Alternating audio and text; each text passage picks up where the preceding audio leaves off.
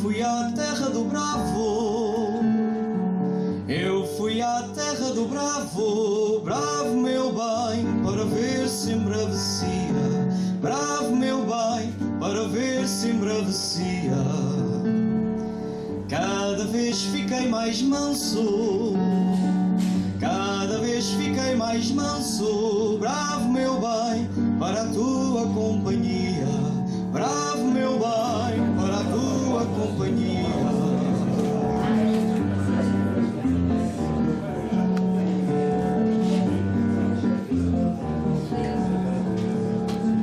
Eu fui à terra do Bravo, eu fui à terra do Bravo, bravo meu bem, com o meu vestido vermelho, bravo meu bem, com o meu vestido vermelho, o mais bravo que eu lá vi, o mais bravo que eu lá vi, bravo meu bem, foi o mansinho coelho, bravo meu bem, foi o mansinho coelho.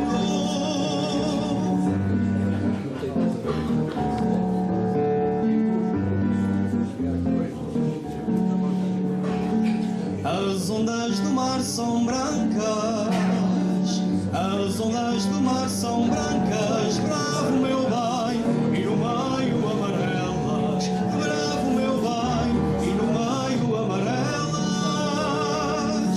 Coitadinho de quem nasce, coitadinho de quem nasce, bravo meu bem, para morrer no meio delas, bravo meu bem, para morrer no meio delas.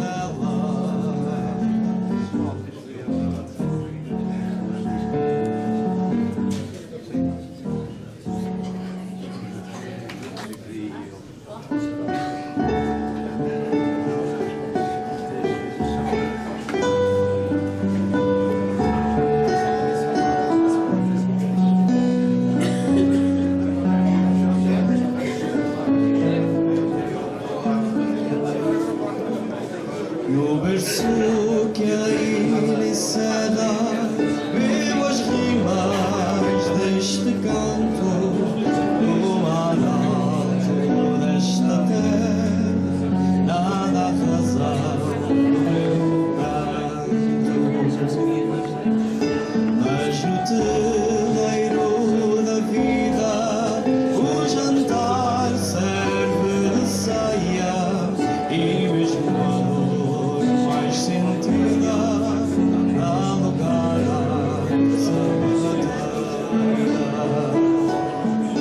Oh meu bem, oh chamarrita, meu alento e vai, vou embarcar nesta dança sapateira.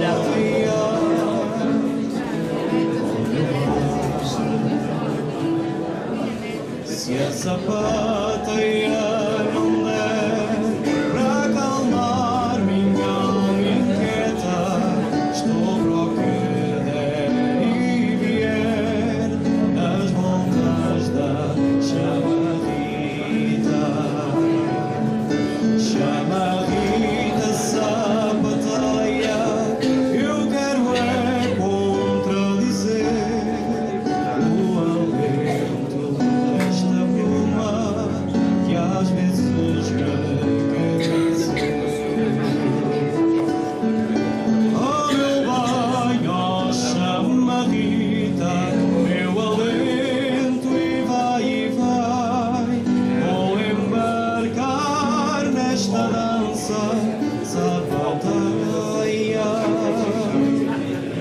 Oh meu bem, se a sapateia não der para acalmar minha alma inquieta, estou para o que der e vier nas voltas da chamarrita. Chamarrita sapateia, eu quero é Boa noite a todos. Cumprimento todos os presentes, Sr. Secretário Regional da Agricultura, senhores autores do livro, Sr. Editor Edwin Borba, Sr. Presidente da Câmara Municipal de Angra, Sra. Vereadora da Câmara Municipal da Praia, demais entidades, diretores regionais, representantes e ilustres convidados presentes.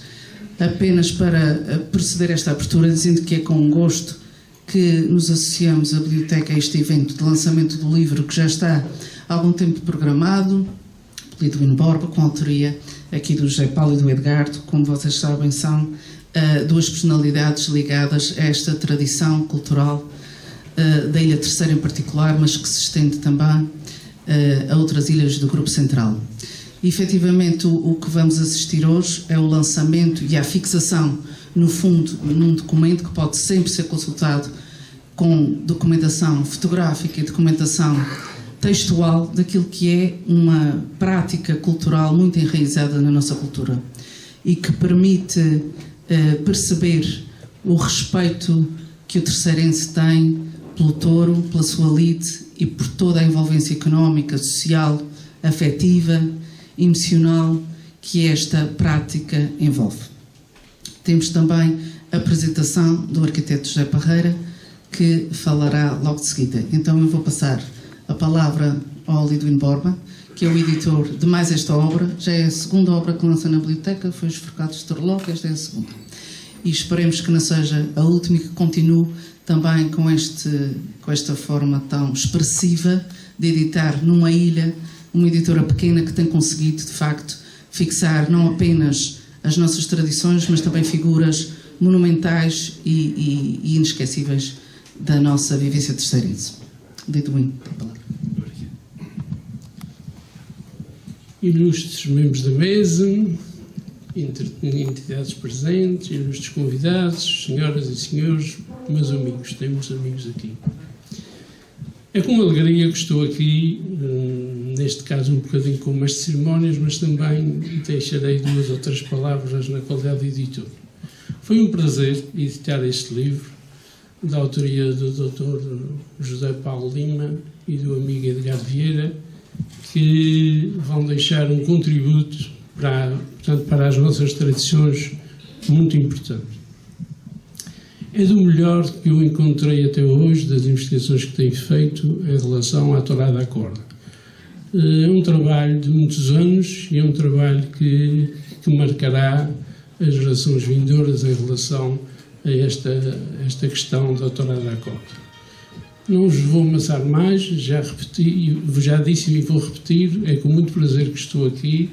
É sempre uma alegria chegar a este dia e termos um lançamento e muito mais este com uma casa cheia, onde se fica a ver também o grande trabalho dos autores que desenvolveram nestes dias para que tivéssemos a casa cheia. Obrigado a todos pela vossa presença e espero que gostem. Eu vou passar a palavra ao arquiteto José Parreira. Boa noite. Boa noite. Acho que sim. Boa noite, muito obrigado. Antes de mais, os parabéns ao editor também. É sempre a parte difícil, digamos, desta história, mas essencial.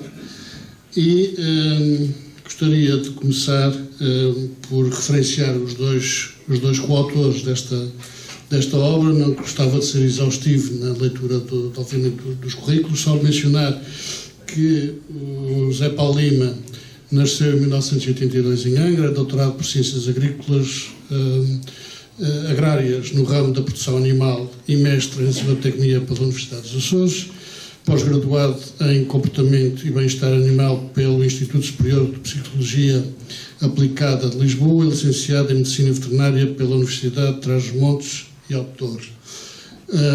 O Edgardo Vieira nasceu em 1966 na Praia da Vitória, fotógrafo desde 1987 e coautor com José Paulo Lima já do livro Ilha Terceira, o Lugar Atlântico do Touro, de 2014, se não me engano. Colabora em várias revistas e periódicos da especialidade e é o autor gráfico da componente gráfica deste livro. Gostaria de começar, em primeiro lugar, por fazer uma referência muito especial ao autor do prefácio, e perdoem-me este abuso, o meu professor e amigo Dr. Francisco Amador Dias, dizer que isto é um prefácio que, aparentemente simples, é de uma densidade muito grande, e se fosse para falarmos apenas do prefácio, teríamos assunto para a noite toda.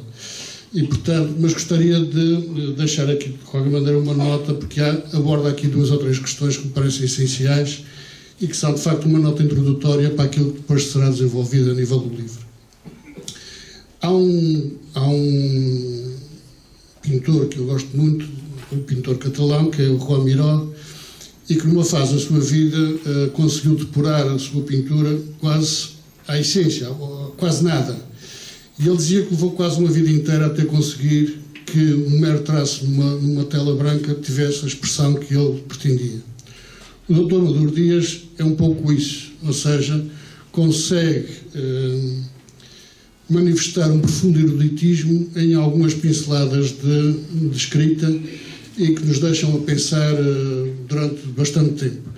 E, portanto, essa referência aqui não gostaria de deixar passar em branco, até porque aborda questões muito interessantes, nomeadamente a necessidade da explicação do fenómeno da tourada à corda. Ou seja, a tourada à corda é, ao contrário da tourada, vamos lá, mais erudita, de praça, tem pouca matéria escrita, ou seja, tem muito mais uma oralidade, uma tradição oral que passa dos mais velhos para os mais novos, mas pouca gente registra, de facto, escrita aquilo que é, digamos, essa tradição e essa oralidade.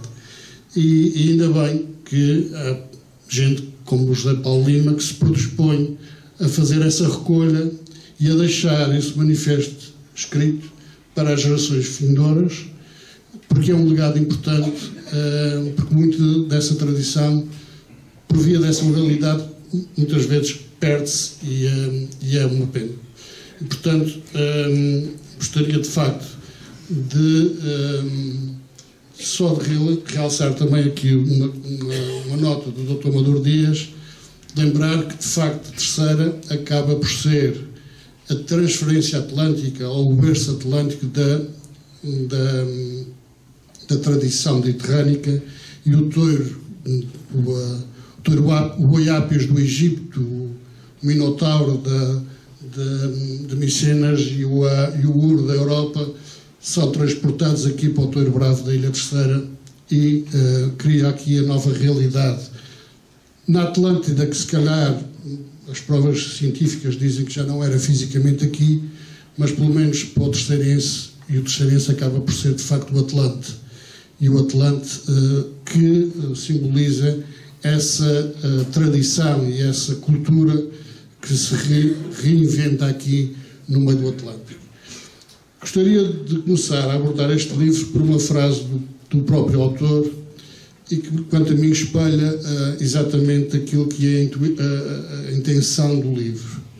Cresci embalado por histórias de touros, ganadeiros e pastores. E, de facto, o Zé Paulo pega neste livro e desconstrói a tourada à corda naquilo que é os seus fatores e a sua essência, acrescentando as memórias de uma vida, as memórias da infância, aquilo que os mais velhos lhe passaram, a tal tradição oral que de alguma forma sedimenta aquilo que é a cultura de todos nós. E é por via dessa cultura que esta sala está cheia e que todos os anos assistimos a mais de 200 espetáculos de touros nas nossas ruas. E ele, ao desconstruir essa tourada, fala em 6 patamares. Digamos, o vamos aos touros, que é toda a preparação e tudo aquilo que antecede a própria tourada. Os pastores, figuras fundamentais naquilo que é o maneio do gado e depois a condução e a proteção do touro até na rua. Os ganadeiros, os grandes românticos da festa, aqueles que, muitas vezes com muitos sacrifícios, conseguem dar fundamento a esta paixão de criar touros. agravada por facto de estarmos numa ilha pequena e isolada no meio do Atlântico. Os capinhas, outros românticos da festa, aqueles que, se calhar em troca de um olhar, de um beijo, de uma pequena atenção, arriscam e se engrandecem em frente do touro e valorizando-se esse próprio touro. O touro, sem dúvida nenhuma, o rei do mato, mas também o rei da festa. É ele, de facto, o fundamento de toda a tauromaquia, seja ela erudita ou popular.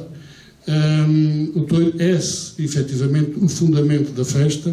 E, finalmente, foguete para o ar e touro para a rua, e é isso, de facto, que caracteriza a festa de touros na Ilha Terceira, mas com, depois, bastantes considerandos que vale a pena refletir. Começando na preparação no mato, diz-se a determinada altura neste livro que o ganadeiro orgulha-se de ser proprietário de uns bocadinhos de terra e este sentimento já os transmitiu aos seus filhos, igualmente entusiastas destas faenas. E, de facto, o ganadeiro terceirense é singular. Não foi o mesmo ao longo do tempo todo, evoluiu, mas a prática ganadeira da Terceira tem, de facto, aqui algumas particularidades que são exclusivas dos Açores. Penso que deverá haver poucos sítios no mundo, que isso há mais de nenhuns, em que pastores e maiorais conseguem vir um dia a ser ganadeiros e proprietários de ganaderias e criadores de touros bravos. A criação do touro bravo é muito eclética na Ilha Terceira e é muito, muito abrangente em termos de todo o tecido social. E isso, de facto, é mais um fator, digamos, de proximidade das pessoas à ganaderia, ao touro e à pastagem. Por outro lado, a prática ganadeira durante muitos anos na Ilha Terceira e hoje em dia ainda é uma área substancial daquilo que são as ganaderias de bravo, permitiu ocupar terras menos produtivas, terras do interior, as terras de cima que o José Paulo fala no livro, tirando algum rendimento sem as alterar. Ou seja, a Terceira deve ser das poucas ilhas em que o interior da ilha preservou-se essencialmente à custa da manutenção e da prática do gado bravo.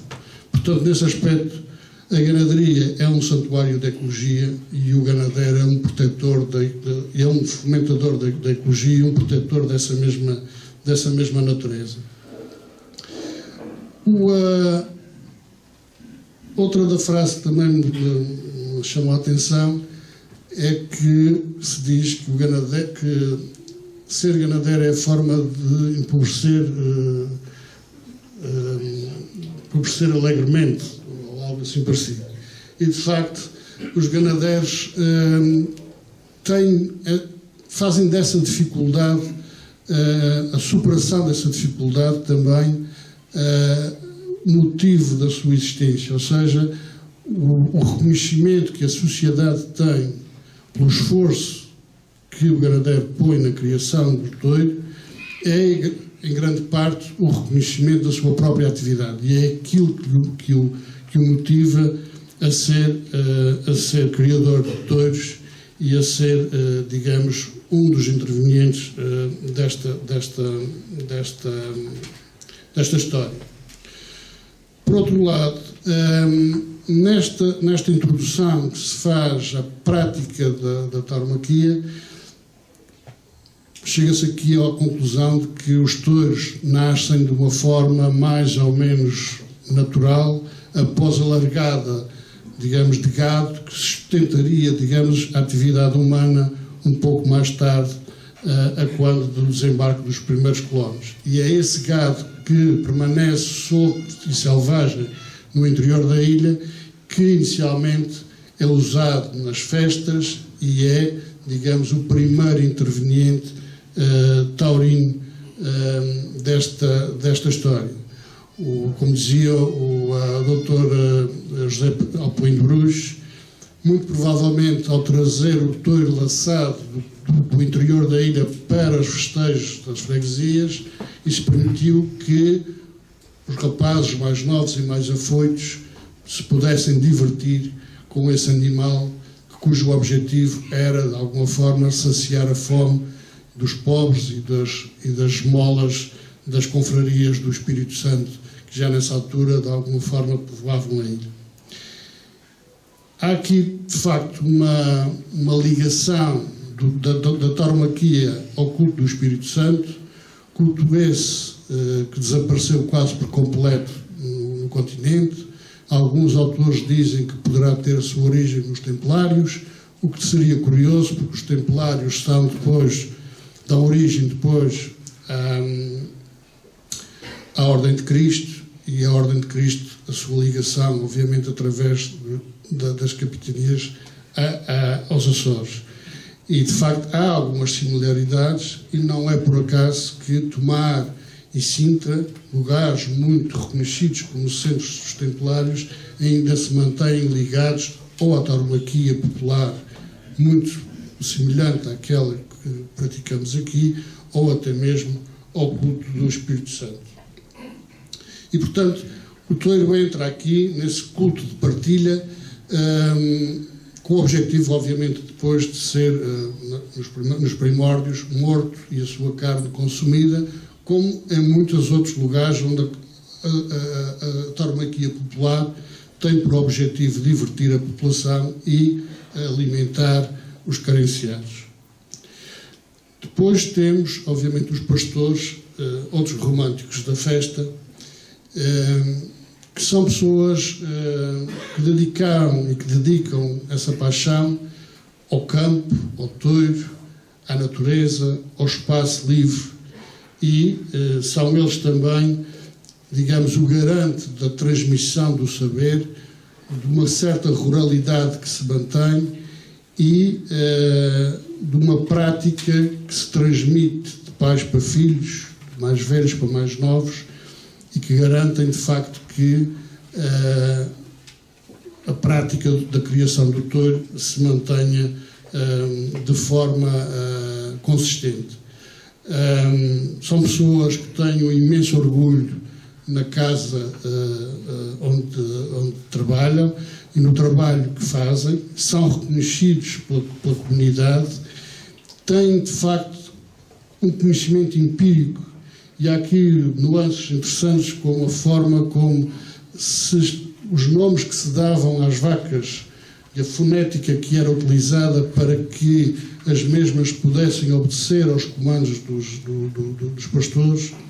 Eu lembro-me que, por exemplo, o José Pires, que foi maioral na ganaderia do meu avô, e que era, obviamente, um homem do mato, dava os nomes aos animais por características físicas que os permitissem depois, mais tarde, identificar. O meu pai, quando volta da faculdade e já imbuído de alguma certa modernidade, começou a introduzir registros escritos e números, e começou a querer pôr brincos nos touros. Isso fez uma confusão ao José Pires, porque, sendo um homem analfabeto, dar um nome que tivesse a ver com uma sigla alfabética, ou que tivesse a ver com uma determinada organização numerológica, baralhava-o por completo.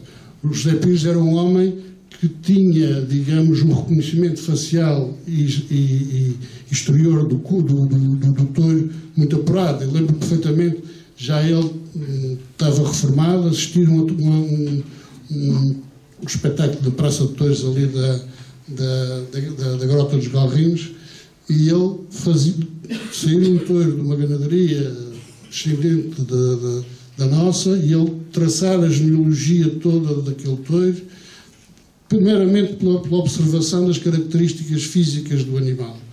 E, portanto, esse conhecimento, muito dele vai se perdendo ao longo do tempo, as coisas evoluem e as pessoas também evoluem, mas era importante também, e é importante que isso fique registado, e mais uma vez é importante que estes livros e estas formas de transmitir conhecimento se mantenham. As ganaderias. Os ganadeiros, de facto, são esses românticos da festa e, basicamente, para termos uma ideia, está aqui um estudo apresentado, penso que da autoria do Dr. Tomás Dintinho, de que a tourada à corda, as touradas à corda, representarão 2,5% do PIB da região autónoma dos Açores e 11,5% do PIB da Ilha Terceira, o que é enorme. E a ser verdade, e não tenho como desmentir isto, é de facto um alerta para todos nós e para as autoridades do peso específico que a tauromaquia tem na nossa comunidade. Por outro lado, basicamente gostava de dizer, ao realçar novamente o papel de defensor ecológico do ganadeiro, e lembrar o estudo do professor Eduardo Dias da Universidade dos Açores, da importância que o ganadeiro e a tauromaquia e o touro bravo têm na preservação do meio ecológico da Ilha Terceira. Basicamente dizer que a evolução ganadeira na Terceira, basicamente, começa por, digamos, os grandes terratenentes criarem ou começarem a selecionar um pouco um tal animal bravio, o tal animal mesclado, o tal animal mestiço, que resulta, digamos, da libertação original na ilha, e que depois, a pouco e pouco, começam rudimentarmente a selecionar, mas que se mantém, podemos aqui, eventualmente, ponderar se a presença dos espanhóis durante 60 anos terá ou não tido alguma influência na melhoria genética desses animais, partindo do pressuposto que eles levaram o touro até às Américas, é crível que algum desses animais possa ter sido trazido para cá e, portanto, ter feito aqui algum melhoramento genético. No entanto, as análises feitas de DNA pelo Pedro Correia, no estudo que fez de doutoramento, provam que essa ligação é muito mais, digamos, aos encastos portugueses e ao touro português, até finais do século XIX. No final do século XIX há aqui, de facto, uma primeira aquisição por parte de João Coelho de Sousa Pacheco, um ganadeiro da Ribeirinha, que é o primeiro a importar um semental do continente para melhoramento genético, e isso coincide também com uma grande casa ganadeira que eram os Corvelos da Terra Chã, que depois fazem uso também desse semental, e há aqui um primeiro passo numa melhoria genética que quebra um bocadinho a continuidade daquele touro selvagem, pouco selecionado, que vinha desde a origem. E, portanto, a partir daí, de facto, há um começo de algum cuidado de seleção que se começa a manifestar em alguma melhoria dos touros corridos na ilha. A primeira metade do século XX tem basicamente dois grandes atores, José Albino Fernandes e Tomás de Borba, que eles próprios adquirem animais no continente, alguns de procedência Emílio Infante da Câmara, poderá ser interessante depois na continuidade para as décadas seguintes, e essa de facto é, digamos, para algumas pessoas a época áurea da tourada à corda, a segunda metade do século XX, com um despique que se vai tornar quase histórico na ilha entre duas ganaderias, a José Albino Fernandes e a do meu avô José Castro Parreira. O meu avô estudou em Lisboa, no Colégio Vasco da Gama, e foi colega do Dr. Emílio Infante da Câmara, numa altura em que a própria ganaderia Emílio Infante da Câmara fazia a transição dos encastos portugueses para o encasto espanhol, através da introdução do encasto Tamarón. E o meu avô compra uma ponta de vacas e alguns sementais que, de alguma forma, rompem com aquela tradição que era de usar o gado da terra, por assim dizer, e trazer, de facto, um animal já pré-selecionado, um animal já fruto de uma seleção ganadeira e que visa, de alguma forma, melhorar não só a corda, mas sobretudo a praça. De frisar também que, nessa altura, os animais eram animais muito mais polivalentes. A própria tauromaquia era uma tauromaquia polivalente. Ou seja, os touros eram lidados várias vezes na praça e eram, obviamente, lidados também várias vezes na corda. E, portanto, sendo um touro muito polivalente, servia, vá lá, a ambiguidade das duas tauromaquias. A tauromaquia dita mais erudita e a mais popular. E não era raro ver-se pessoas dos mordomos das freguesias irem à praça com o intuito de escolherem aí, de verem aí os touros que depois, mais tarde, gostariam de ver corridos nas suas freguesias. E, portanto, essa divisão que depois se gera aqui entre os partidários de José Albino Fernandes e de Castro Parreira são alvo de histórias engraçadíssimas, como aquela do miúdo a quem perguntam na catequese quem é o criador, e ele diz que o ano passado foi o Sr. José Albino Fernandes. Portanto, e como essas há imensas histórias, como há histórias de brigas familiares, de pessoas que deixaram de se falar, pessoas da mesma família, porque um era partidário de José Albino e o outro era partidário de Castro Parreira, e portanto há de facto imensas histórias engraçadíssimas que levaram, digamos, a uma envolvência social, digamos, deste fenómeno que é a tauromaquia. O meu avô, infelizmente, contraiu o Parkinson muito cedo. O meu avô, com 40 e poucos anos, ficou com Parkinson, e nos anos 60, que eu acho que será talvez o ponto alto da ganaderia, já estava muito debilitado, e, portanto, quem toma o comando da ganaderia é o meu pai, regressado de Santarém, e que, obviamente, naturalmente com ele, toma uma série de medidas que catapultaram a ganaderia para um nível, penso eu, ímpar aqui na altura, na ilha, para as circunstâncias, obviamente, que falámos dos espetáculos que se promoviam. Por um lado, isso coincidiu também com a mudança do piso dos arruamentos de Macadam para Alcatrão. E o meu pai achou que era preciso, nessa altura, para a proteção do próprio touro, reforçar o meio da corda. E é ele que tem a iniciativa de aumentar o número de homens no meio da corda para controlar melhor, digamos, o touro e protegê-lo melhor daquilo que começava a ser, digamos, a ação mais danosa, entre aspas, dos capinhas. Por outro lado, também estabelecer uma estratégia de passar o efetivo da ganaderia de 3 para 4 anos, de maneira que os touros fossem mais potentes, mais possantes, e pudessem também eles, por essa via, resistir melhor digamos, ao desempenho na rua, e para isso adquiriram parte da ganaderia de Virgílio Barcelos e, durante um ano, forçaram a ganaderia de José Albino a dar mais corridas do que aquelas que eles poderiam dar. De maneira, e utilizaram para isso, basicamente, os touros que foram comprados a Virgílio Barcelos, guardando os que tinham previamente selecionados, um ano para poderem passar para os 4 anos e, portanto, no ano seguinte, poderem apresentar-se com, digamos, uma capacidade mais atleta de touros, diferente daquela que vinha até então sendo normalmente usada. Esse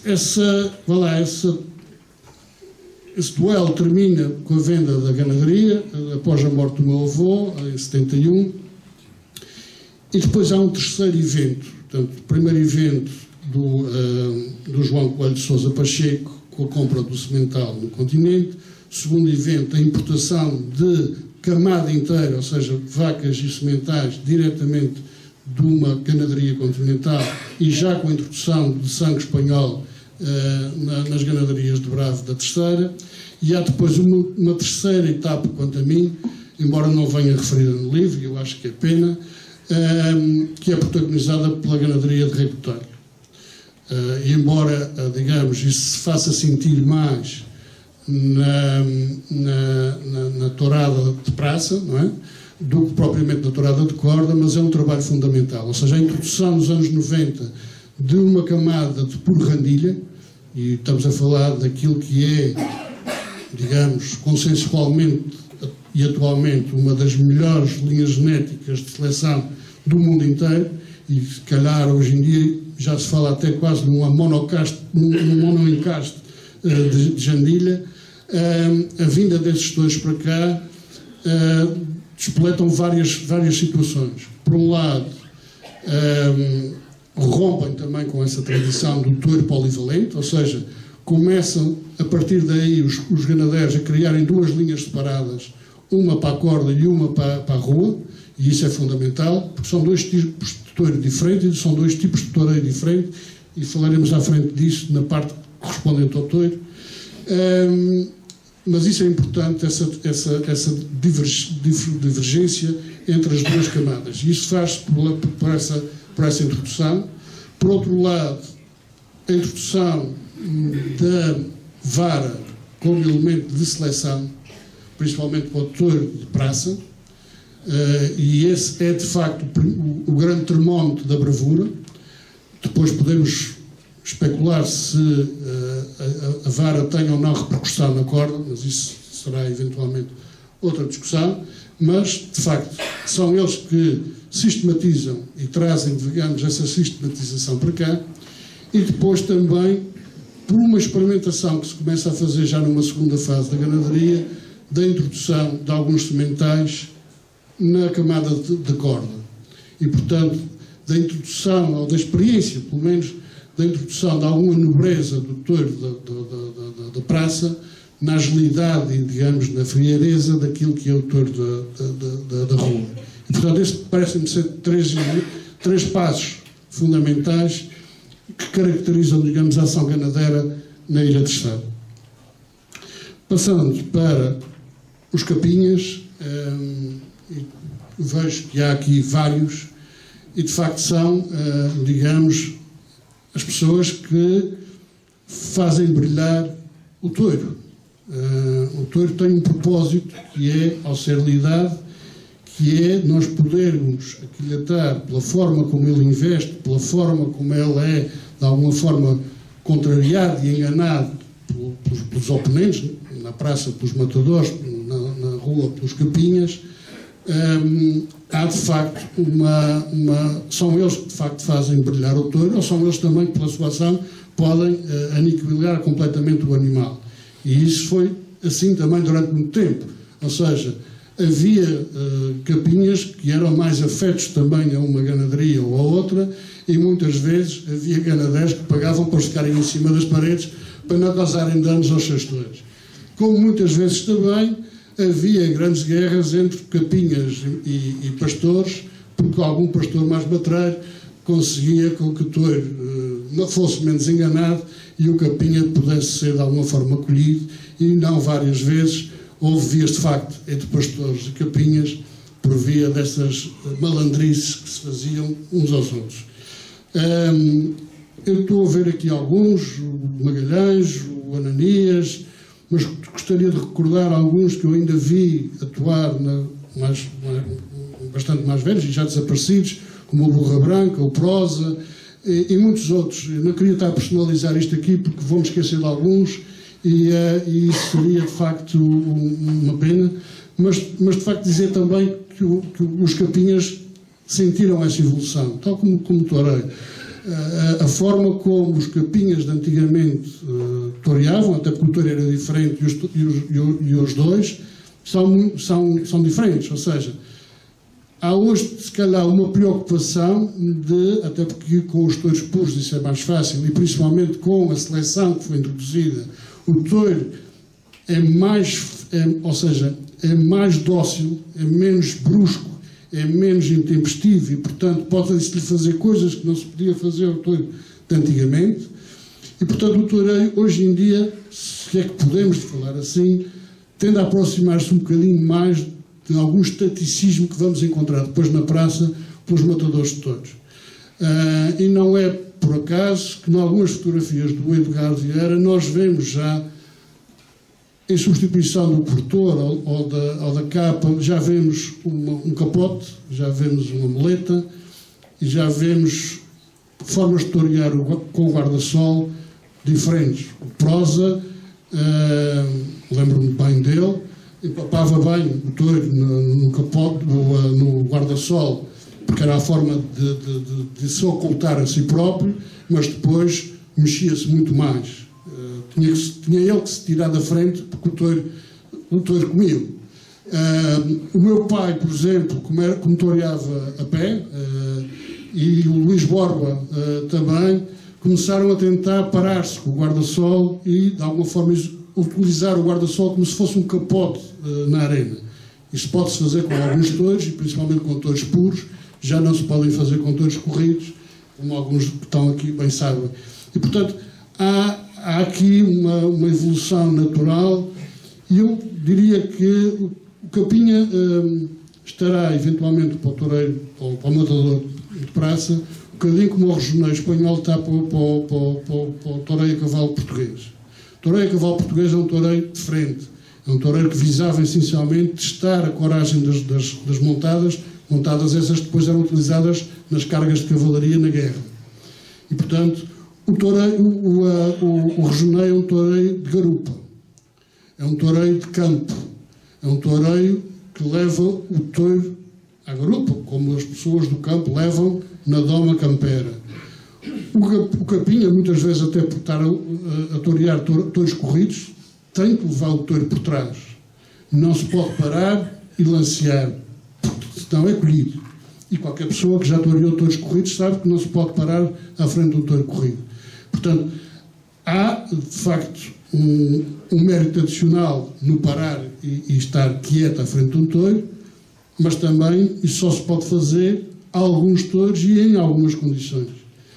Portanto, não se pode desvalorizar o papel do Capinha pelo facto de não conseguir, digamos, a mesma estética e a mesma técnica e a mesma repetição e aguento de um matador de touros. Portanto, aqui gostava de deixar também o meu aplauso para os Capinhas desta terra, porque são deles também a rua, é do touro, mas é do Capinha. E, portanto, gostava, de facto, de deixar aqui o meu aplauso para estes amadores, amadores orgulhosos da festa, diria eu.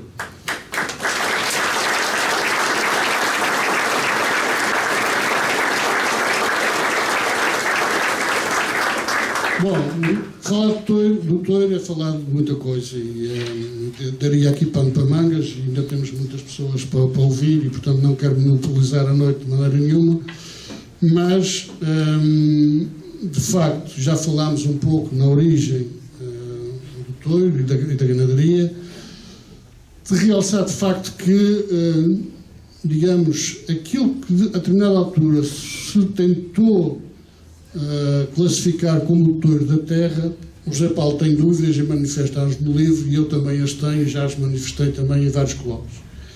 Não sei até que ponto, e acho que não é possível falar-se do touro da terra, exceto se o touro da terra nos permitir trazer alguns subsídios e alguns apoios que permitam, de alguma forma, melhorar, digamos, o touro que se usa na terra.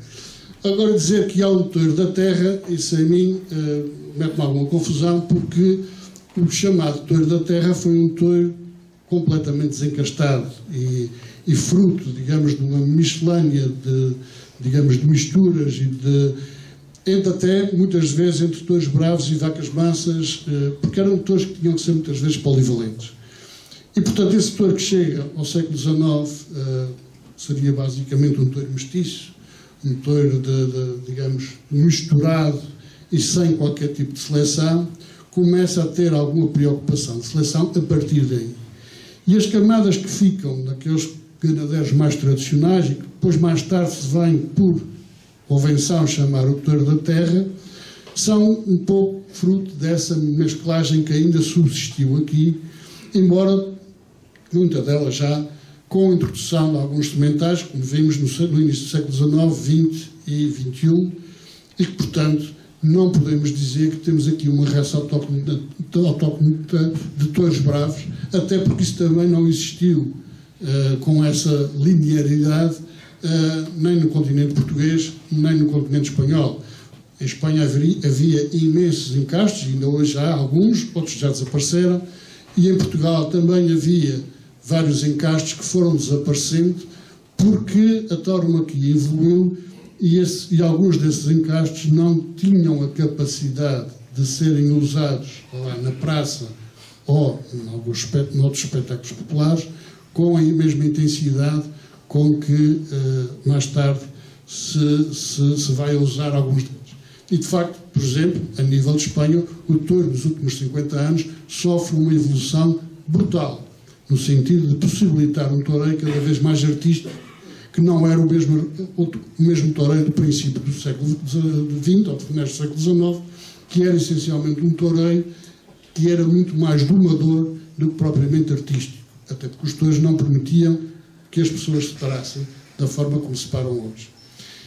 Portanto, quando nós falámos há bocado da necessidade de separar aquilo que é o touro da corda do touro da praça, isso assenta basicamente em duas premissas essenciais. O touro da praça tem que ser um touro nobre, repetidor e bravo. E isso implica que o touro tem que ser montado à frente, ou seja, as patas têm que ser curtas, o touro tem que ser musculado no morrilho, de maneira a baixar a cabeça, a humilhar e a repetir no que pode. Portanto, não será nunca um touro que possa ser usado como um atleta na rua, porque esse touro é incapaz de correr da mesma forma que um touro não selecionado. A partir daí, o touro da corda tem que ser um touro montado atrás, ou seja, tem que ser um touro que tenha que ter partes mais compridas, cabeça mais levantada, capacidade atlética e capacidade de poder acudir a chamamentos mais rápidos. Portanto, tem que ser um touro com características completamente diferentes. E se alguém tem dúvida disso, experimentem correr algumas dezenas de metros com o pescoço encostado ao peito e vão ver que vão dar um trabalhão a metade do caminho. Portanto, o touro de praça nunca poderá ser, com as características que estão a ser selecionadas para a praça, um touro bom para correr em arraiais. Isto não quer dizer que a introdução de algumas características desse touro, misturadas com as condições atléticas daquilo que se convencionou chamar o touro da terra, não possam resultar, de facto, numa melhoria substancial desse animal. Finalmente, foguete para o ar e touro para a rua, que é aquilo que se espera que aconteça de facto, e isto de alguma forma, touro para a rua não, mas foguete para o ar sim, porque há ali pessoas à espera para falar. De facto, a nossa festa tem duas características. É uma festa, e é única nos Açores. Eu costumo dizer, o terceirense é incapaz de ter estar numa manifestação religiosa que não tem uma parte pagada. Portanto, rezar sem comer e beber é uma complicação. E, portanto, todos os motivos, todas as possibilidades que nós tivermos de conciliar as duas coisas são sempre bem-vindas e fazem de nós o povo singular que somos. Nós rezamos na quantidade suficiente e divertimos-nos em igual quantidade para estabelecer algum equilíbrio natural na nossa maneira de ser. E, portanto, mas isso faz de nós aquilo que somos e da tauromaquia é essencial nessa parte, em assegurar essa parte profana da tauromaquia. Gostava só de, numa última abordagem, antes de passar a palavra, dizer que nós vivemos em termos internacionais tempos conturbados em termos da tauromaquia, pelo ataque sistemático que uma nova geração de pessoas com uma nova visão, quanto a mim, deturpada, daquilo que deverá ser a ética animal, conseguiu pôr na agenda política internacional e, com isso, pressionar os governantes. Ao longo do livro, nós percebemos que, durante muito tempo, os governantes deste país, e não só, fizeram gala de assistir aos fenómenos taurinos. Desde o rei Dom Carlos, no princípio do século, na dita, na histórica tourada de São João de Deus, ao rei de Espanha, quando esteve cá na tourada de São Bento, acompanhado pelo Sr. Presidente da República, Jorge Sampaio. É estranho que hoje em dia, para muitos políticos, a tauromaquia seja, digamos, uma atividade a evitar para que não se contamine, digamos, a pureza das ideias. E isso é mau. Porque se nós estamos todos aqui nesta sala, é porque temos uma costela de aficionados que deve ser respeitada por quem nos representa. E, portanto, era importante que as pessoas que têm, de facto, algum papel no destino político da região, não se aqueiem de conviver connosco. Porque nós temos uma tradição secular que não vamos deixar cair. E isso é importante que as pessoas saibam ao quão estamos nós dispostos a ir para preservar aquilo que é nosso. E gostava de deixar.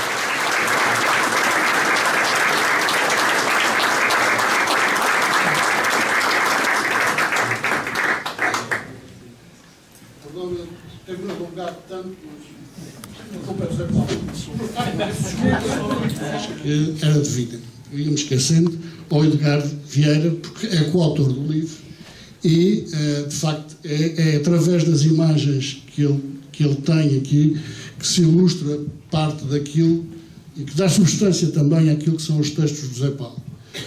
Eu tenho duas atividades na minha vida que nunca consegui. E é um desastre. E tenho uma pena enorme disso acontecer. Uma, não sei cantar. Tenho uma pena imensa. Cada vez que eu abro a boca, nem me consigo aproximar de alguém que desafine.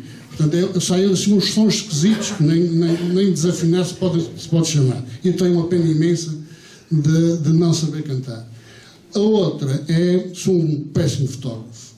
Não tenho a paciência suficiente para conseguir captar o momento e não tenho a paciência suficiente para conseguir, de facto, naquele momento, expressar tanta informação como o Edgar nas fotografias que tem aqui, como vários fotógrafos taurinos que nesta terra documentam os diversos eventos que fotografam.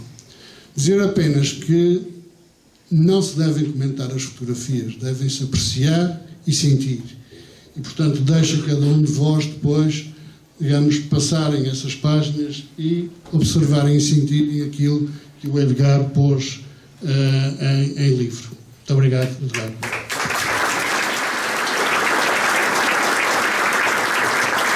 Paulo Lima, queria só realçar uma curiosidade referida aqui pelo arquiteto José Parreira, que é em relação aos nomes das vacas, aos nomes dos bois. Era a galante, era a bragada, era a calçada, etc, etc, etc.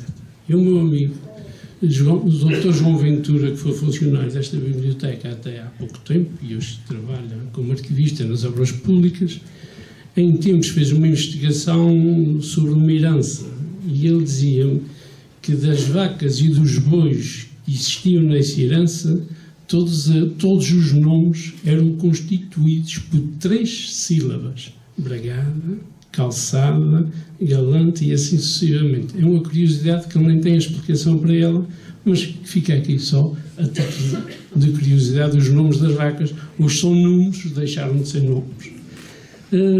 Antes de passar a palavra ao Dr. José Paulo, eu queria pedir-lhe que ele, na sua intervenção, fizesse a apresentação das pessoas que vão patrocinar-nos aqui a todos nós um momento musical no fim destas intervenções. Eu não tenho pormenores sobre os nomes e acho que é injusto passar despercebido essas duas pessoas que nos vão dar, julgo eu, um grande momento musical no fim destas intervenções. Tem a palavra o Dr. José Paulo. Muito obrigado. No Real, e visse essa gente toda e dizia que a comissão era forte e que havia dinheiro para gastar na tourada. Seriam 4 touros puros, de certeza, de uma ganaderia afamada qualquer. Agradecer-vos a todos estarem aqui presentes. Realmente, o prazer que eu tive a fazer o livro, realmente quero partilhar com vocês todos, e como vocês vão ver, não deu assim tanto trabalho. Vitorino Mésio referia-se a esses aglomerados de gente em volta de um bovino que conhecemos como tourada à corda, como, e cito, divertimento extenuante e polvorento de um povo criador de gado vacum. A gênese desta ocupação lúdica surge vinculada à nossa necessidade de subsistência, perdidos durante séculos no meio do Atlântico. Crescemos com o touro à nossa porta, trazemos-los do mato, pomos de lado a nossa rotina profissional para o ver passar, e mesmo que não gostemos, ao fim de todos estes séculos, ainda arrasta multidões aos terreiros e aos arraiais da Ilha Terceira. A nossa tauromaquia popular é a herdeira primitiva da tradição agrícola e pecuária açoriana. É nessa ligação ao campo, à terra e à natureza que definimos a nossa sustentabilidade. Damos cabida ao enorme espaço natural que conhecemos como o mato e preservamos um ecossistema ancestral que faz dos Açores uma das regiões mais atrativas do mundo. Tudo assim de simples, sem rodeios e desde sempre. O touro sempre foi, para praticamente todas as civilizações da Europa à Ásia, um símbolo de fertilidade, força e vigor, no misto de admiração e temor que está na origem da tauromaquia. Castelhanos e portugueses levaram esta cultura aos 4 cantos do mundo, sendo junto com o catolicismo o primeiro bem cultural a ser globalizado. E nós, aqui nos Açores, a meio caminho das descobertas, integramos esta cultura, personificamos-la e tornamos-la singular. Todos os povos têm especificidades e elementos que agregam e se constituem por vários pilares. O açoriano, e o terceiro em particular, é devoto ao Espírito Santo, não dorme no Carnaval, vai à serreta a pé e vê touradas à corda no verão. Nós somos isto, e sem darmos conta, é isto que nos junta. O gosto pela tourada à corda vai muito para além do tauromáquico, assim como a sua origem é muito mais profunda e muito mais social do que apenas taurino. É a tourada à corda que modela a nossa forma de nos relacionarmos enquanto comunidade, culmina as nossas festas, termina os nossos gostos culinários e serve como meio de divulgação de massas localmente, como se fosse qualquer meio de comunicação social. Ela perdura nas nossas ruas de maio a outubro, interrompe o trânsito, fecha as lojas e põe um touro a correr onde com milhares de pessoas a contemplá-lo durante pouco mais de 2 horas. Como digo nesta obra, cresci embalado por histórias de touros, ganadeiros e pastores, homens que subiam a serra todos os dias no negrume da madrugada e de lá traziam o leite e a lenha, sustento e conforto das nossas gentes. Ouvi histórias de touros maus, não para comer a sopa, porque deste incentivo nunca precisei, mas para dormir e sonhar com o dia seguinte. Sempre tive um fascínio enorme pela nossa ruralidade, pela forma como se desenvolveu e se manteve até aos dias de hoje. Essa açorianidade marca a minha personalidade, os meus gostos, os meus hobbies, os meus interesses. As minhas leituras sempre se centram em obras de história mundial e regional, alternando desde miúdo com livros de tauromaquia, grande parte em castelhano, hábito que ainda hoje mantenho na minha mesinha de cabeceira. A tauromaquia é, a seguir à minha esposa e à minha família, a minha paixão maior. Quem me conhece sabe isso. Sabe que retirar-me este gosto suprime parte da minha felicidade e da minha forma de ser. Sou um enamorado deste animal maravilhoso que é o touro bravo, do seu enquadramento no campo bravo ibérico e açoriano, da ruptura que arrasta atrás de si e dos valores que transmite. O touro bravo é uma das maiores criações zootécnicas do homem, e digo isto sem qualquer medo, sem qualquer receio. Sempre vivi esta minha paixão para ela e nunca por ela. Pode ser surpreendente o que digo, mas esta não é uma obra de cunho tauromáquico. É um livro de constatação social, procurando o fio condutor que trouxe este jogo com touros até aos dias de hoje nos Açores. São gentes, factos, locais, acontecimentos que a memória coletiva poderia esquecer, que procuro fixar em texto. Com os episódios positivos e negativos que influenciaram essa tauromaquia popular ao longo dos séculos, contados de forma simples, direta e sobre a minha própria perspectiva de ver aquilo que me rodeia. A forma como os nossos antepassados criaram um divertimento à volta da sua necessidade de subsistência e da sua fé é qualquer coisa louvável. Esta constatação de factos transmitidos para que fiquem disponíveis ao grande público foram as grandes motivações dessa obra.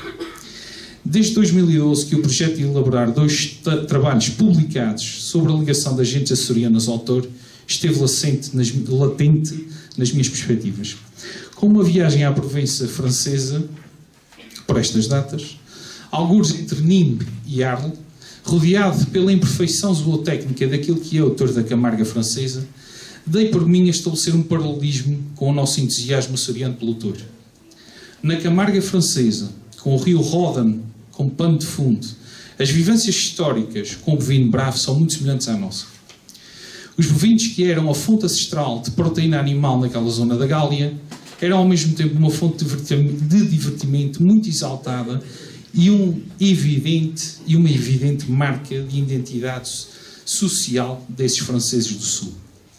Ora, nos Açores, em particular na Ilha Terceira, passa-se exatamente o mesmo.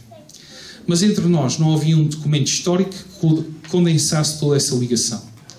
Devido à proximidade que sempre tive com o meu amigo Edgar de Vieira, fotojornalista já na altura consagrado com vários trabalhos na mídia generalista e na vertente taurina, com presença em diversas praças de touros como o Campo Pequeno ou Olivença, vi nele a sensibilidade suficiente para captar a imagem estática, o que versava no texto.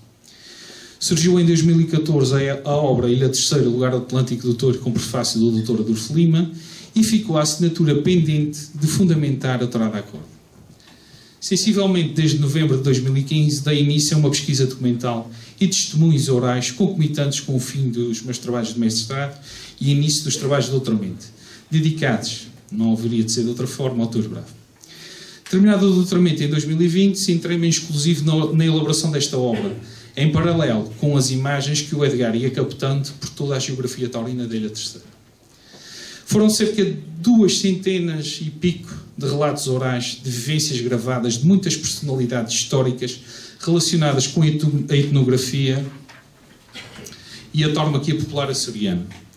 Foram muitas horas passadas com obras antigas, raramente consultadas sobre as touradas à corda. Nas minhas habituais férias de verão no Pico e com o faial em pano de fundo mirando o canal, fui construindo essa obra fortemente influenciado pela paisagem que me rodeava e dava cunho de açorianidade aos rabiscos que fazia sobre a nossa tauromaquia popular. A elaboração dessa obra foi um crescimento cultural pessoal e os muitos relatos que partilharam comigo uma forma de me integrar ainda mais e de ter a humildade de perceber que cada indivíduo é inédito e de uma riqueza inestimável. Percebi o quão pobre era o que sabia sobre o tema e deu-me a ânsia de procurar cada vez mais e de perceber todas as visões. Foi um prazer enorme fazer este trabalho, um gozo que brotava a cada linha conseguida, à primeira, e na forma como eu encadeava toda a temática e todos os acontecimentos históricos que ali certavam o trabalho. Foram horas e horas passadas à frente de um PC, vendo, revendo, estruturando um texto que se queria simples, direto e sem subterfúgios. Nesses momentos muito me passou pela cabeça memórias de gentes com quem convivi e que já cá não estão. Pessoas que partilharam comigo vivências tão puras, tão relacionadas com o tema e que foram base desta obra. Recordo com ternura e saudade as tardes em que acompanhei o meu saudoso pai, José Fernandes Pacheco Lima, às touradas à corda.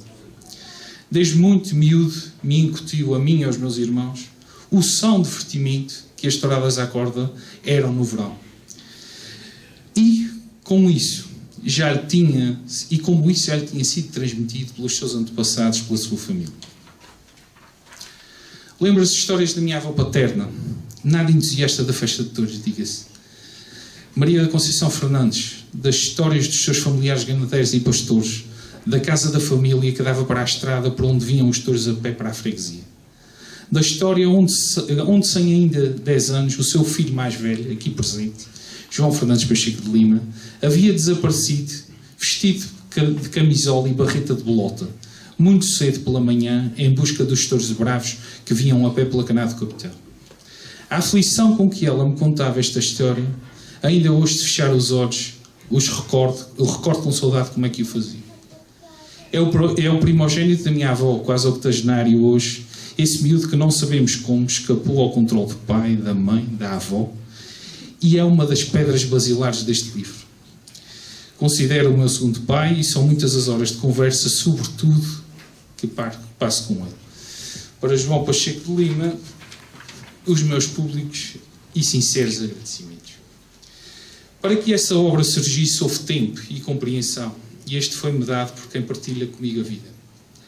Sem a doença dos touros, é originária de uma ilha onde a tourada à corda não é o mais forte divertimento. Soube dar-me espaço e acrescentar com as suas ideias imparciais muita riqueza ao conteúdo da obra. Obrigado, Nuno, por estares presente em mais este projeto pessoal e advirto desde já, perante essa gente toda, que haverá mais certamente, pois já sabes como é que a coisa funciona. Esta obra resulta do empenho de todos os envolvidos. Além do extraordinário trabalho fotográfico que acentua e revela o que o texto fala, é um trabalho de equipa. Quando em janeiro deste ano acudimos com o trabalho à localidade do Cantinho, a casa do Sr. Liduíno, devo confessar que não esperava tamanho acolhimento. Ao contrário do Edgar, achava que quizá tínhamos muito que palmilhar e fazer das tripas coração para publicar a obra mais do que tínhamos feito para criá-la. Pela nossa frente encontramos um senhor de modos impecáveis, extremamente claro, leal e aberto, que nos confrontou com as dificuldades de edição em todos os seus aspectos. Mas que no fim da conversa nos disse apenas: vamos a esse livro para a rua. Fico-lhe eternamente grato e é hoje um bom amigo, editor e autor de exceção, cuja nossa etnografia e cultura lhe ficarão a dever muito com o passar dos séculos. Obrigado, Sr. José Liduíno, que o acolheu sempre e que o acolham sempre como nos acolheu.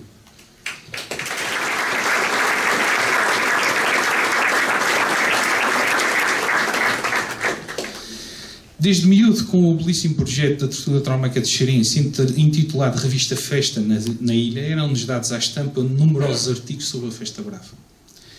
Chamava-me a atenção os escritos do Dr. Francisco Maduro Dias, ligando a componente antropológica, sociológica, ambiental e taurina como fundamento à existência desse tipo de tauromaquia entre nós. Foi essa visão multidisciplinar e culta que aportou este livro, dando a honra de prefaciar esta nossa segunda obra. O seu entusiasmo é evidente e por isso vão para ele as minhas palavras de agradecimento. Ser aficionado é um legado pejado de experiências, vivências, decepções, orgulho próprio, comportamentos e personalidades absorvidas. Tive a sorte de, durante o que levo da minha vida enquanto entusiasta da Festa Brava e tudo o que a rodeia, ter encontrado referentes que condicionam a minha forma de entender o jogo com os touros em todas as suas vertentes. Uma destas pessoas está aqui presente e tenho a honra que apresenta a obra. O arquiteto José Barreiro, além do bom amigo, é uma enciclopédia viva. Perdoem-me a expressão, é um todo-terreno em todas as vertentes de tauromaquia.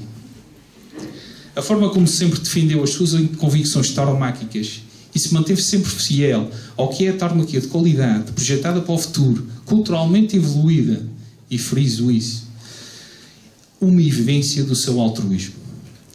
É representante de uma casa ganadeira, Castro Barreira, do passado, mas que projetou e influenciou tanto para o futuro que ainda hoje é lembrada por todos.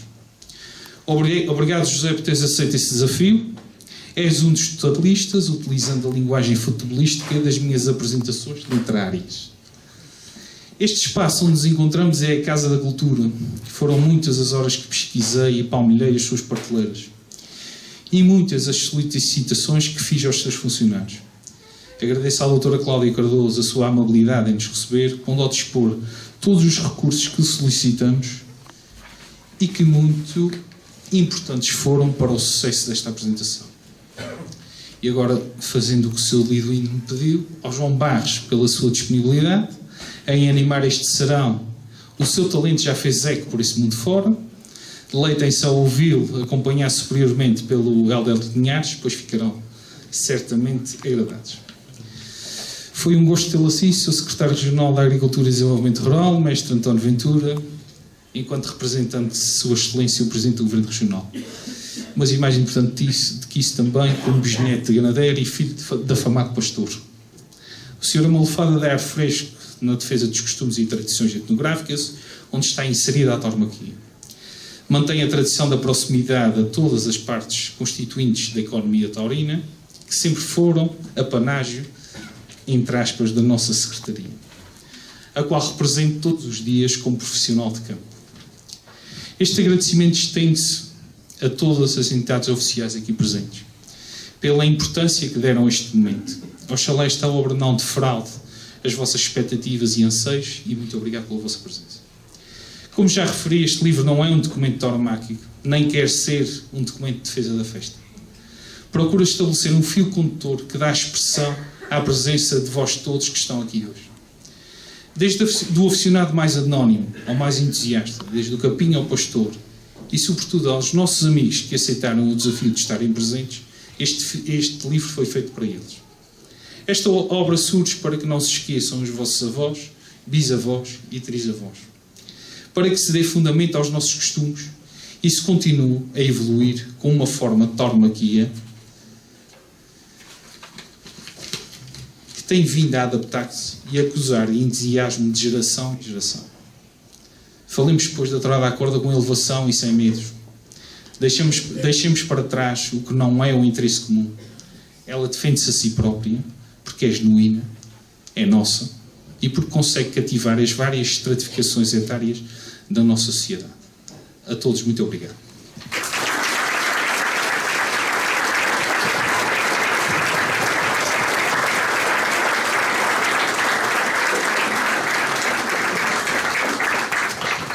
As fotografias do meu amigo João Edgar Vieira.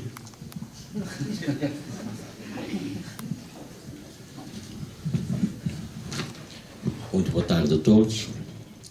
Amigo José Paulo, antes de adiantar alguma coisa, eu digo, foi montes de dificuldades para escolher fotografias para o livro. E depois de ouvir falar, e nem sequer tem jeito para o que tem aqui. Mas aqui vai.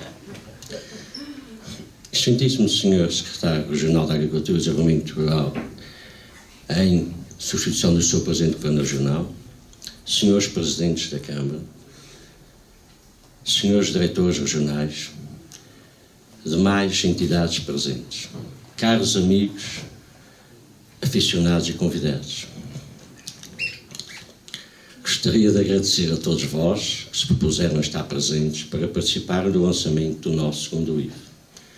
Devo confessar que para este humilde aprendiz é sem dúvida alguma uma grande honra poder contar com a presença de todos vocês. Sinto-me totalmente realizado pela demonstração de carinho que tenho recebido ao longo de todos estes dias até este momento. O projeto, que teve início em 2012, atinge hoje o seu segundo momento. O livro Torada à Corda, a bandeira de um povo. É o realizar de um sonho que nos levou a mim e ao meu amigo José Paulo Pacheco de Lima numa extraordinária caminhada. Eu tenho o hábito de dizer a mim mesmo que não sou capaz de usar em público palavras, muitas vezes ensaiadas na frente do espelho, tentando combiná-las com gestos para poder dizer, numa ocasião como esta, principalmente quando se trata de uma plateia tão rica. Por este motivo peço que me perdoem e que não reparem se notarem alguma falha no que desejo transmitir a todos vós. Assim, me sentirei mais confortável sabendo que todos estão conscientes da minha fragilidade. Todos os dias da nossa vida são páginas em branco, prontas para serem preenchidas. Agradeço a Deus por tudo o que tenho conseguido e peço que continue-me dando sabedoria para conquistar muito mais e fazer as melhores escolhas na criação da minha história. Cada dia uma dádiva, uma oportunidade de transformar sonhos em realidade. E hoje é mais um desses dias. Atingir metas é a melhor forma de provar para nós mesmos do que somos capazes. A fotografia taurina é uma das minhas paixões. A festa brava, as nossas touradas à corda particularmente, são uma das marcas da cultura de um povo, com um valor cultural e social inestimável. Citando Ernesto Hemingway, a tourada é a única arte em que o artista está em perigo constante e na qual a beleza do espetáculo depende da honra do toureiro. Ao que eu atribuí, depende da honra e do saber estar dos nossos extraordinários capinhas que ao longo de cada temporada taurina passam pelos nossos arraiais. Para fazer um bom trabalho, 4 coisas são indispensáveis: fé em Deus e em nós mesmos, paixão pelo que se faz, paciência para superar os obstáculos e profissionalismo para tratar do menor até ao maior com o mesmo grau de atenção e respeito. Sem a paixão pelo trabalho, os dias convertiam no infinito e aborrecida espera. A realização profissional acontece se trabalharmos com paixão. Com uma câmara na mão, nos tornamos historiadores. Eternizamos momentos para que outros no futuro possam ver e admirar como era o mundo a 250 de segundo atrás. A fotografia resiste a momentos que serão revividos durante anos. Sem ela, não teríamos a chance de relembrar detalhes. Cada foto enquadrada é uma vida, é uma história magnífica para ser contada. Nem sempre encontramos as palavras certas para agradecer por uma conquista, mas agradecer é também mostrar respeito e demonstrar apreço e reconhecimento por quem nos estende a mão. Quando em 2012 o Dr. José Paulo Pacheco do INME, meu amigo, me convidou para fazer parte deste projeto, não hesitei. É uma honra, José Paulo, juntar as minhas fotos aos teus extraordinários textos. Simplesmente, obrigado por teres confiado e teres acreditado sempre no meu trabalho. Mas para aliviar um bocadinho, foi horas e horas passadas. Mete fotografia, tira fotografia, mete fotografia, tira fotografia. No dia, as fotografias que tinha escolhido no dia anterior, já não as queria. Foram centenas e centenas de fotos revistas. Centenas e centenas, como se estivesse a rever o momento em que as fotografei. Muito rápido. Eu já tinha as fotos todas selecionadas para o livro. Um belo dia acordei de manhã e mudei todas as fotografias. Cada vez que eu olhava e abria uma pasta sobre uma referida tourada num referido arraial, para mim, as fotos eram melhores que as que eu já tinha escolhido. E vai de mudar fotografias.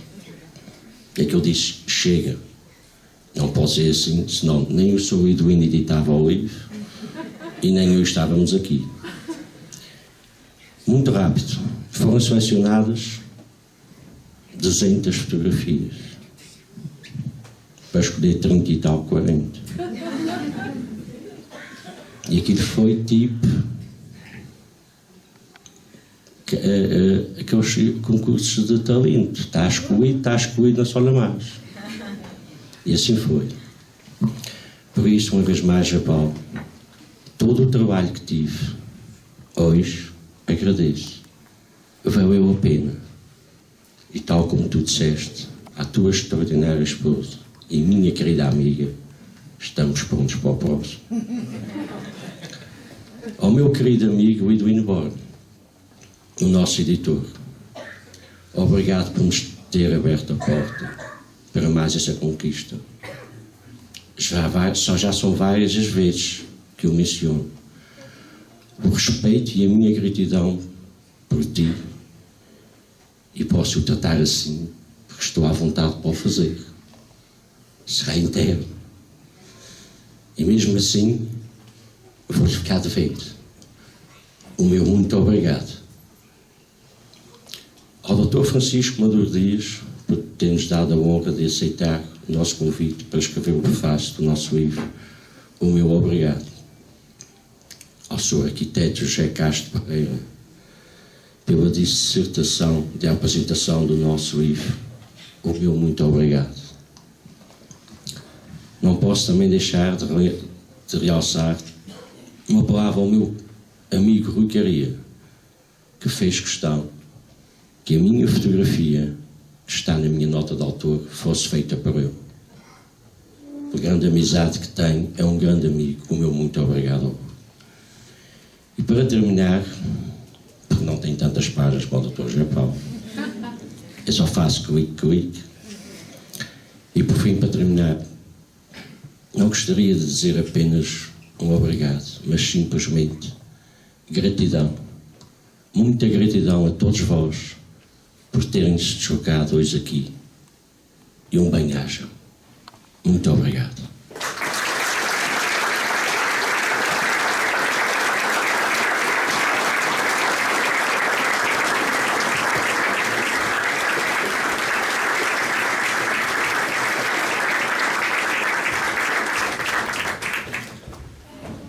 De seguida, vamos ouvir o engenheiro António Ventura, em representação do Sr. Presidente do Governo Regional dos Açores, José Manuel Golia.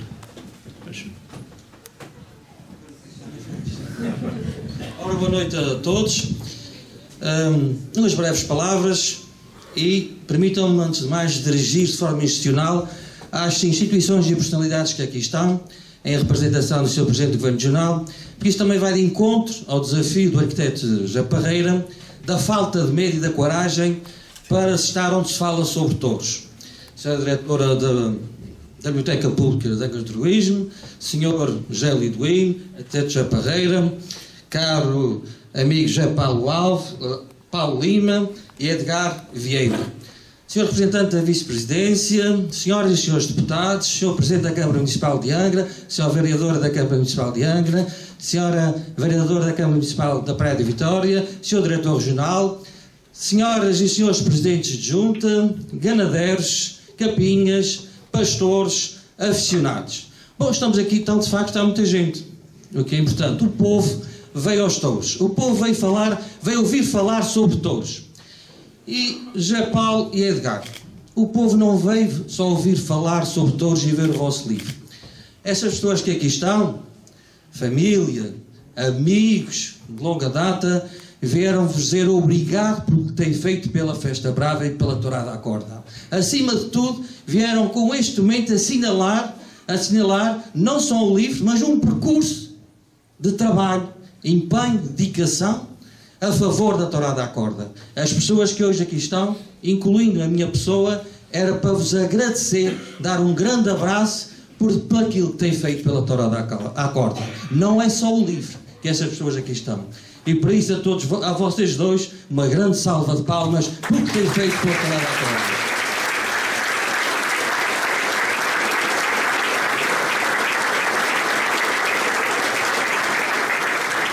Depois, dizer-vos que o título do livro, e depois de ouvir de falar José Paulo Lima com tanta paixão, porque falar sobre touros é falar com paixão, o título do livro, A Bandeira de um Povo, poderia ser a causa e a alma de um povo.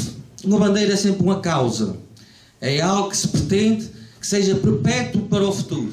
É algo que se pretende que se transmita de geração em geração. É algo que se pretende que não se perda no tempo, nem, de facto, na história e no património de um povo. Tentei, durante alguns tempos, e penso que estamos todos de acordo, porque esse é o raciocínio que todos temos feito, em definir o que é uma tourada à corda na Ilha Terceira. Cheguei à conclusão que não se pode definir. Como também não se pode falar sobre alma. Falar sobre tourada à corda na Ilha Terceira é falar da alma de um povo. É falar da nossa alma como terceirenses. e nós não conseguimos transmitir em perfeição estados de alma. E portanto não se define.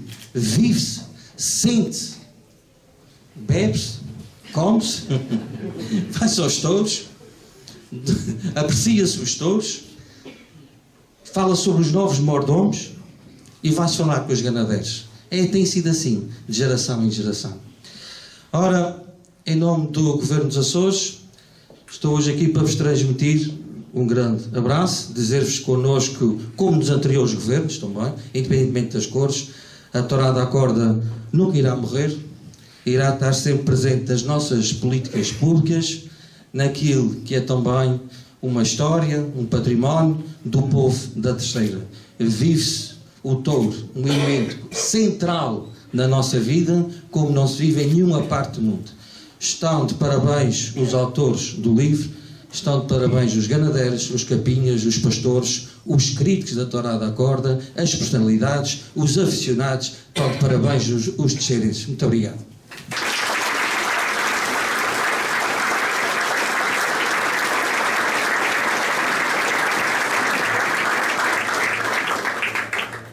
Musical, conforme o Dr. José Paulo Lima anunciou, com os intervenientes para anunciados.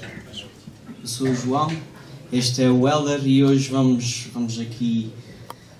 apresentar aqui alguns temas bastante conhecidos e espero que todos gostem.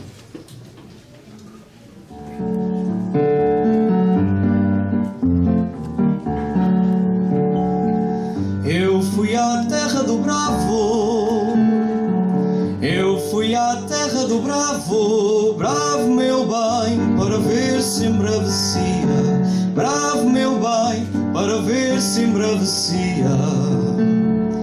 Cada vez fiquei mais manso, cada vez fiquei mais manso, bravo meu bem, para a tua companhia, bravo meu bem, para a tua companhia.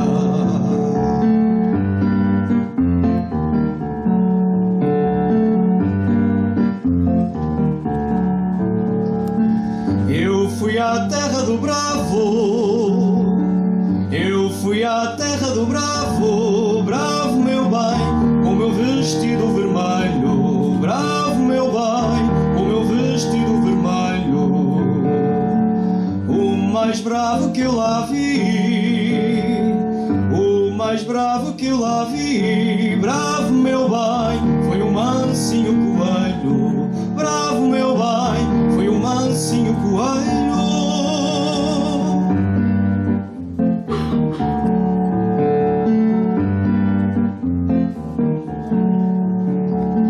As ondas do mar são brancas, as ondas do mar são brancas, bravo meu bem, e no meio amarelas, bravo meu bem, e no meio amarelas. Coitadinho de quem nasce, coitadinho de quem nasce, bravo meu bem, para morrer no meio delas, bravo meu bem, para morrer no meio delas.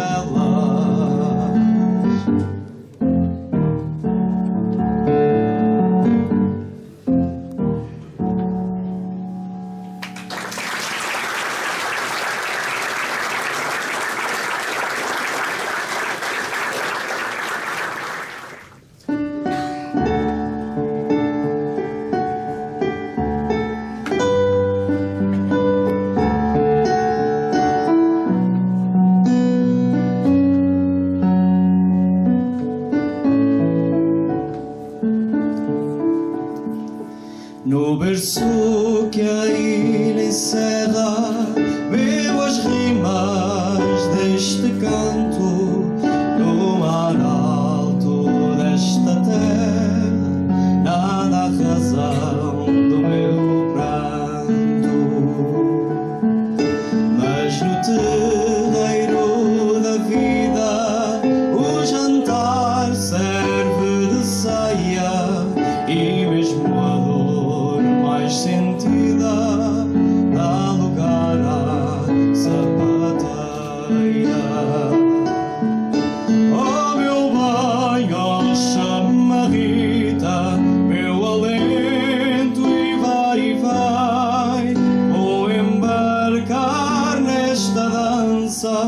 sapateia ao meu bem. Se a sapateia não der para acalmar minha alma inquieta, estou para o que der e vier nas voltas da chamarrita. Chamarrita, sapateia, eu quero é contradizer o alento desta bruma que às vezes me quer vencer. Oh meu bem, oh chamarrita, meu alento e vai, vou embarcar nesta dança sapateia. Oh meu bem, se a sapateia não der para acalmar minha alma inquieta, estou para o que der e vier nas voltas da chamarrita. Chamarrita, sapateia, eu quero é contradizer o alento desta bruma que às vezes me quer vencer. Oh meu bem, oh chamarrita, meu alento e vai, vou embarcar nesta dança sapateia. Oh meu bem.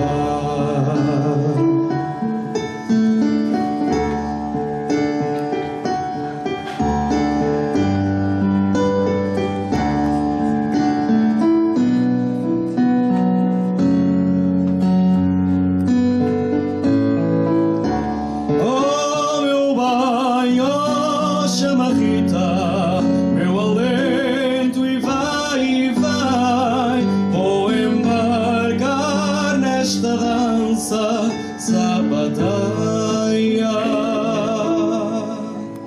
Oh meu bem.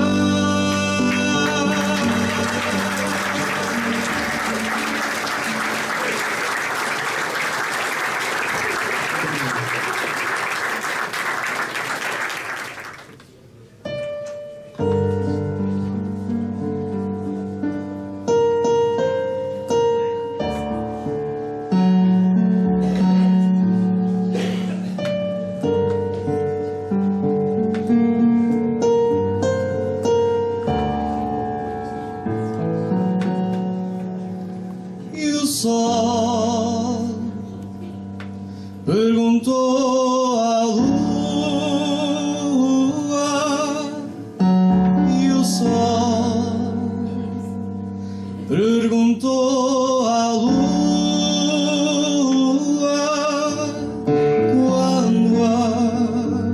quando haver amanhecer.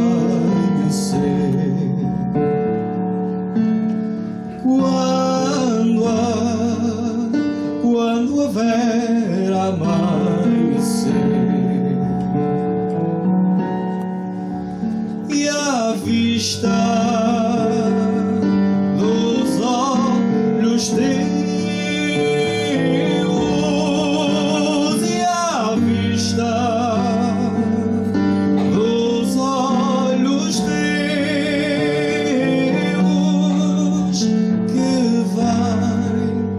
que vem o sol cá fazer,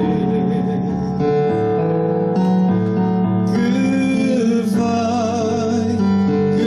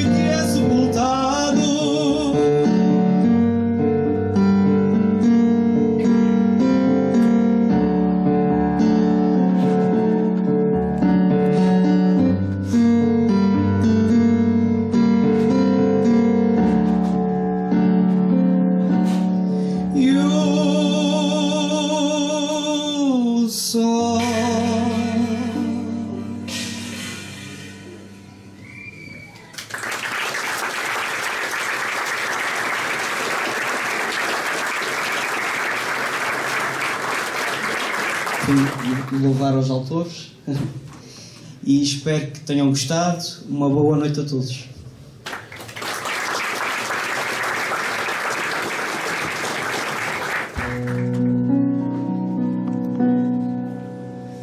Em maio a ilha se veste pesada, só em outubro o sonho é desfeito. É tempo de ir até uma tourada para ver o capinha dar passos de peito. A fúria do touro impõe esperteza, é lindo de ver como escapa a rigor. Seu corpo é onda que foge à tristeza, coragem que pega nos galhos do amor. Capinha sem capa da nossa bravura, sem fama de praça, com palmas na rua, guarda-sol aberto, jaqueta no ar. Capinha tão perto do nosso cantar, capinha sem capa da nossa bravura, sem fama de praça, com palmas na rua, guarda-sol aberto, jaqueta no ar. Capinha tão perto do nosso cantar. Quem conhece que força é a sua, agora que cai o silêncio mansinho. Foguete no ar e o toiro na rua, só ele se deixa ficar no caminho. É vê-lo tão calmo, mesmo contente, se há medo no peito, ninguém adivinha. Já se sabe que o toiro se atiça de frente, e é isso que o torna um bravo capinha. Capinha sem capa da nossa bravura, sem fama de praça, com palmas na rua, guarda-sol aberto, jaqueta no ar. Capinha tão perto do nosso cantar, capinha sem capa da nossa bravura, sem fama de praça, com palmas na rua, guarda-sol aberto, jaqueta no ar. Capinha tão perto do nosso cantar. Lá se passeia gingão e cai fora, sorrindo bravura na tarde serena. Na janela um olhar o devora, e falam de amor, mas à boca pequena. Colhidos nos touros já à noitinha, de novo foguetes e a festa acabou. Mas uma tourada sem ter o capinha é como um jardim onde a vida secou. Para acabar, capinha sem capa da nossa bravura, sem fama de praça, com palmas na rua, guarda-sol aberto, jaqueta no ar. Capinha tão perto do nosso cantar, capinha sem capa da nossa bravura, sem fama de praça, com palmas na rua, guarda-sol aberto, jaqueta no ar. Capinha tão perto do nosso cantar.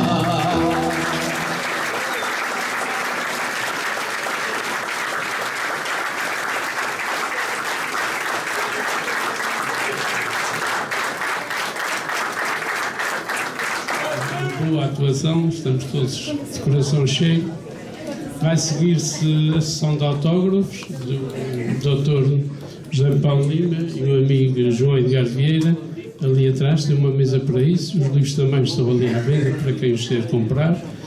Obrigado a todos pela vossa presença, foi muito agradável. Mais este bom momento da nossa cultura popular açoriana. Para além de agradecer a todos, gostaria de agradecer em particular à doutora Cláudia Cardoso, que mais uma vez nos disponibilizou este espaço maravilhoso para nos encontrarmos aqui à laia de Quinto Touro. Muito obrigado a todos, que gostem, e o livro está à vossa disposição. Obrigado a todos.